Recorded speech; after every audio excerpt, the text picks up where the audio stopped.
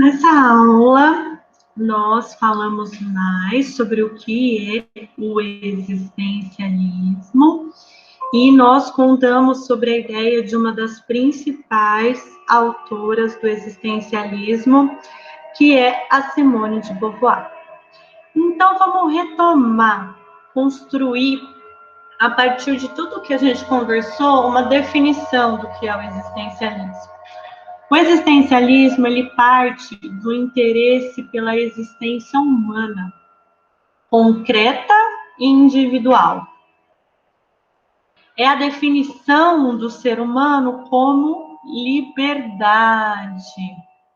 Por sermos livres para escolhermos a cada momento, somos responsáveis pelas nossas escolhas.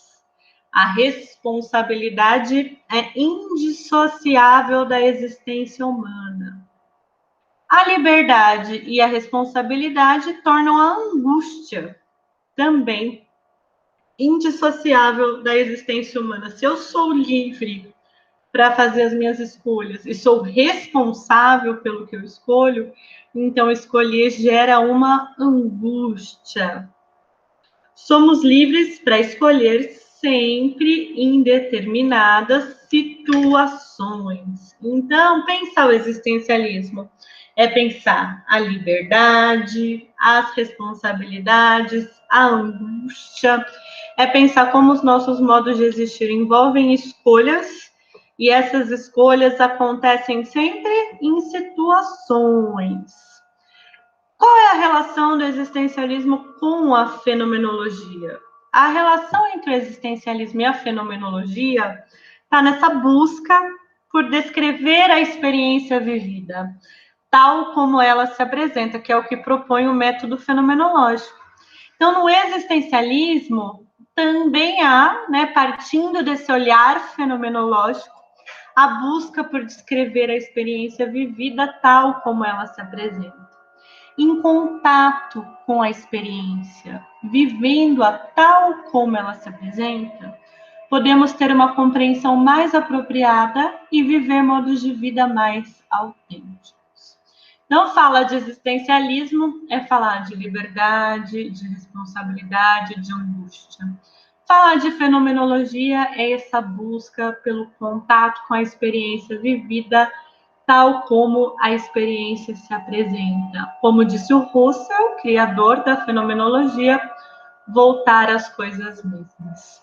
E a Simone, ao fazer a sua obra, ao construir os seus livros, ao escrever e escrever e escrever, porque a Simone escreveu muito e muito e muito ao longo da vida, ela estava buscando descrever a experiência tal como ela é vivida, esse contato direto e aberto e se aproximar o máximo possível da experiência. Então, a Simone, ela é um grande exemplo de fenomenóloga, de buscar se aproximar da experiência vivida tal como ela é vivida, no momento que ela é vivida, descrever, relatar, narrar essas experiências.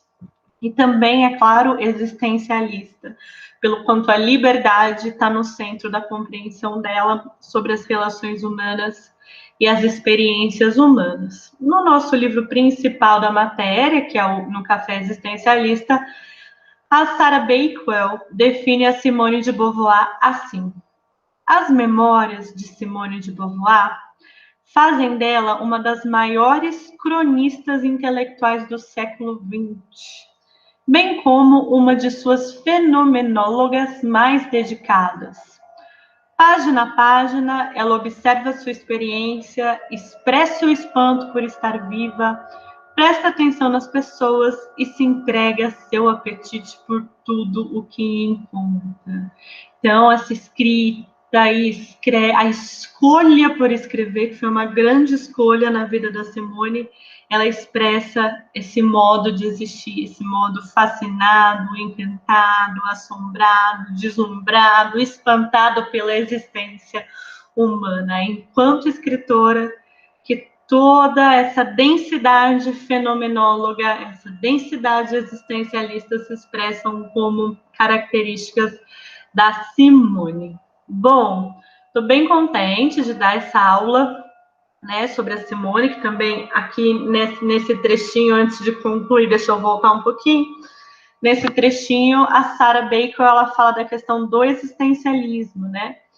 Que, além dos trabalhos feministas e literários, ela se dedicou em seus escritos filosóficos a explorar como as duas forças, da restrição e da liberdade, atuam ao longo de nossas vidas, conforme vem gradualmente a se converter no que somos. Esse olhar tanto para a liberdade quanto para as restrições e para a combinação, nos tornando quem somos, né? Como eu estava dizendo, eu estou bem feliz de dar essa aula. Eu escolhi, foi de propósito, dar aula sobre a Simone de Beauvoir na semana do dia 8 de março, do Dia Internacional das Mulheres. E o nosso exercício vai ter a ver com algo que atravessou a nossa aula, que é essa concepção existencialista de liberdade.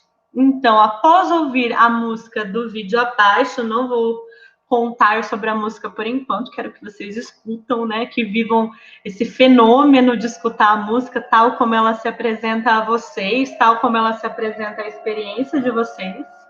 E a nossa pergunta da semana é: como as ideias trazidas pela música podem ser relacionadas com a concepção existencialista sobre a liberdade? Ok, vamos partir dessa aula, da aula anterior, de como é a liberdade no existencialismo, das reflexões da Simone de Beauvoir e relacionar a música ouvida com a concepção existencialista sobre a liberdade. Ok?